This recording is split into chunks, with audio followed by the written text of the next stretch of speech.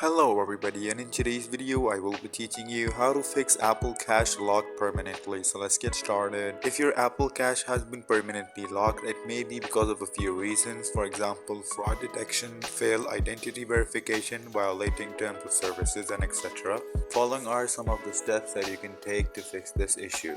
First of all, try contacting Apple support. So go to support.apple.com/applecache, and then over here make sure to select Apple Cache, account locked or restricted. Now you will get the option to call or chat with support. Make sure to politely explain your situation to the customer support and they will help you in fixing your issue. You can also try contacting Green Dot Bank. This is because they are the one that manage Apple Cache. You can call their number and you can explain your situation and see if they can help. If you have an identity verification failed issue, then you can ask for a resubmission of your documents. You can also go ahead and check your email, as you might have gotten the email in which they have told you your issue. So make sure to follow the steps that I have given you in the email.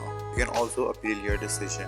Your case will be reviewed by Green Dot if there was a genuine identity verification issue, so you will be able to appeal the decision. And there you go. If you guys found this video helpful, make sure to leave a like and subscribe to our channel. I'll see you all in the next one. Goodbye.